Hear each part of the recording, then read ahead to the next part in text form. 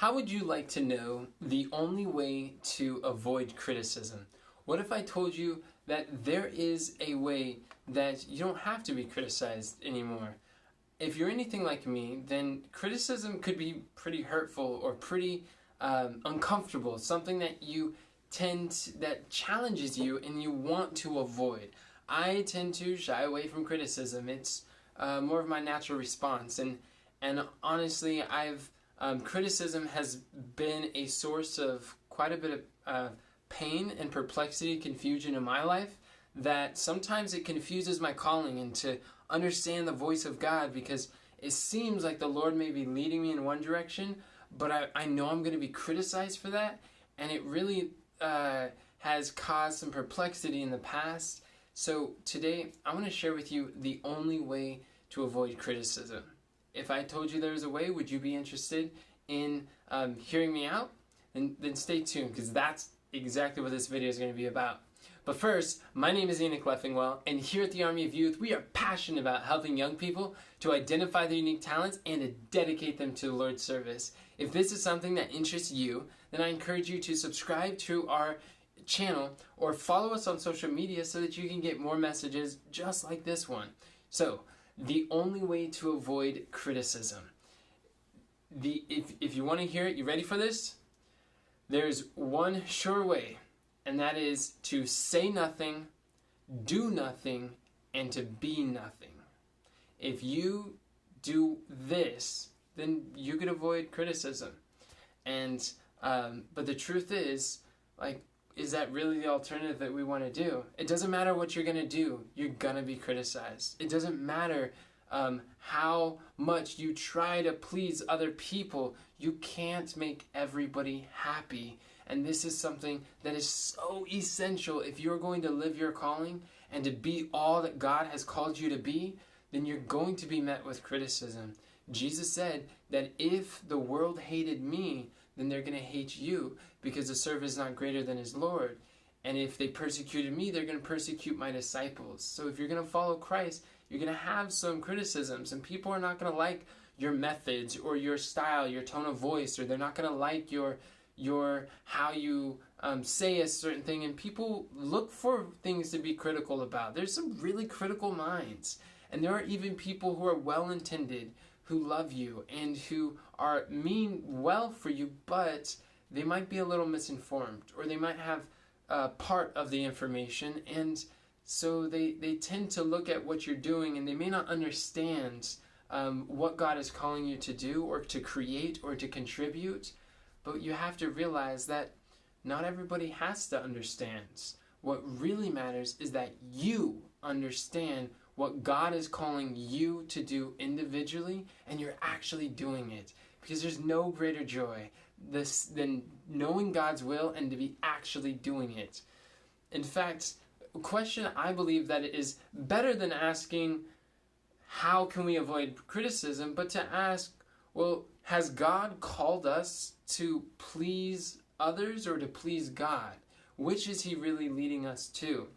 Galatians chapter 1 and verse 10, the Bible says, Paul is speaking, "For do I now persuade men or God?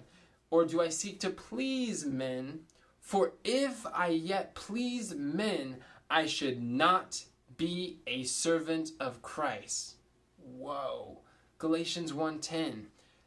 Jesus shows us that if we're seeking to please men, then God's service isn't for us, because it's not going to be a very pleasant experience for a lot of people, and not everybody's going to accept what you do.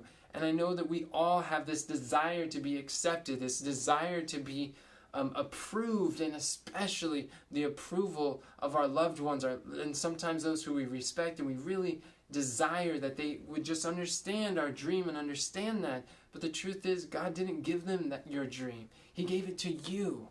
And sometimes you have to be the first one to foster that and to really follow that. And then as you continue on the path of purpose, then God will bring people along with you, and they can encourage you, they can strengthen you, and they can give you the counsel that is needed in your journey to be and to live what God has called you to be and to live. But not everybody's going to understand at first, and some people never will figure it out.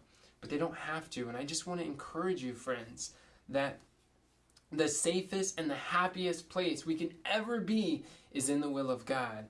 Now, is there times that by actually pleasing people or seeking to avoid criticism or to seek to get the approval of men that we're actually going to displease God?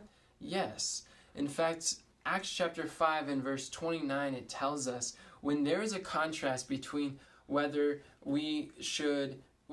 obeying God is going to cause us conflict with men, what should we do? Peter says that we ought to obey God rather than men. And it could be very hard, especially if those men could be our loved ones. Sometimes it's our family. Sometimes it might be our spouse or a respected leader or someone who has had influence, a mentor of ours. And we might realize that, different people have expectations for your life. Different people have ideas of what you should be speaking, how you should be dressing, or how you should be eating, or where you should be at, who you should be with, and what really matters is, what does God say about your life? What does God say about your conduct? What does God say about your friends? What does God say about your language, of your words, your message, your how you speak, your demeanor? This is what matters most, because if your words and your ways please God, then you could be accepted of heaven. You can have a heavenly family that surrounds you with so much love and strength and joy and protection that no earthly ties can really compare to. In fact, Jesus said in Luke chapter 14, verse 26 to 25, that if we do not learn to forsake and to hate mother, brother, sister, and for his sake in the Gospels, then we can't be his disciples. If we are not willing to take up our cross and to follow Christ, then he says we cannot be his disciples, which is really a strong statement. But the truth is that Jesus died for us, that God commended his love towards you, that while you were yet a sinner, he died for you. He didn't wait for you to be righteous. He didn't wait for you to be perfect and for you to be approving. It's while Christ died for the ungodly. It's while we were without God, while we were his enemies, while we were against God. That's when he laid down his life for you. And when he went to the cross, Jesus taught us that when they smite us, we should turn the other cheek. But what did Jesus do when they when they blinded him? They put a crown of thorns around his face, and they hit him. And the Roman soldiers were like, "Okay, prophesy. Who is it that smite thee? Who is it that smite thee?" How did Christ handle that? Did he turn the other cheek, or did he go to the cross and die for their sins? This is the love of God. This is greater love hath no man than this, that a man lay down his life for his friends. And so Christ took on this cross, and the cross is really a symbol of how are you going to treat those who criticize you. It's not if, but it's when. The real question is not will people criticize you if you follow God's calling for your life, but when they criticize you, how are you going to respond? Are you going to use this as an opportunity to show Christ's character, or are you going to revile back? Are you going to respond out of a heart of strife and pain and hurt? And sometimes we get tempted, but we have to keep control. As Christians, we need to pray that the Spirit of God would lead us. I remember there was several years ago, I would produce some YouTube videos. I've been producing videos for about 8 years now, and I remember very distinctly, sometimes I'd be posting on these I'd be posting videos, and someone would comment and they'd say something so mean, so hurtful, so cutting, and I'm like, wow, do they realize that they're actually talking to a person? Like, if we were face to face, like, I don't see why someone would be this intense. And so at first, sometimes I want to like come back and I'm like, well, let me tell them and let me respond. But when I sense that I'm responding out of a heart of strife, then I'm like, okay, that's my trigger to be like, let me back down. I'm going to pray, and I'm going to come back in 24 hours. Then I'm going to pray, and I'm going to ask God for guidance. So then once I've had time to pray it out and see how can I respond in a way that can encourage them and draw them closer to Christ and bring them to a better knowledge of the Savior, then I start typing.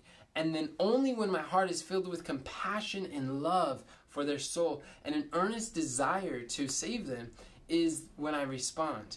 And as I'm sending these comments, then I've actually had people, when I respond kindness to their anger, then they've actually read my comment, and then I see subscribe. They subscribe to the channel. They're like, wow, I wasn't expecting that. And they're like, I want to know more from that character. Or sometimes I respond to their criticism, and then they're still angry. And then I'm like praying for compassion and love and care, and I respond, and they're just angry. And then I respond love, and then hate and love, and I'm just giving them love and earnest entreaties and respectful responses. And what that does is sometimes I may not win the individual, but I'll tell you, there has been times that maybe months later, someone has randomly commented and they're like, look, whoa, you know what? I can see the contrast between your character and their character. And by your fruits, I can know who has the truth. And I subscribe to your channel. And when you see a message like that, you're like, whoa, you mean that through this cross, like, is it a cross to be criticized for doing good or for doing your best? It's like, absolutely. Like, I pour out my heart and my soul. I give everything. The amount of effort that I put into helping you to live your calling, to equip you with the tools, with the resources, with the principles in God's word, that you may be successful in your walk with Christ, is just, if only you knew. And I love you, but then to get the responses of criticism, hate, and hurt, and it's like, oh man, that's kind of hard. But it's powerful, because when you're able to respond out of a heart of service and love and compassion and earnest desire for their soul, then that contrast could actually be one of the best opportunities for you to reveal Christ to the world. It is how you treat your enemies. Do you forgive them? Do you harbor bitterness? Do you take it personally? Because I don't take it personally. And one of the reasons why I stopped taking personally these hurtful comments is because I realized that hurt people hurt people. And when I realize that when they are saying hurtful things, I empathize with them, and I just go to like, wow, they must be going through a hard time. Maybe they're going through a crisis, or maybe they're hurt, or maybe they've struggled with God, and their effort, their attack is not really towards me, but it's towards who I represent. And because they're angry with God, they're taking it out on me, because I'm a representative of reflecting Christ to the world, and like, I'm willing to do that. Jesus died for me. I want to do that for him.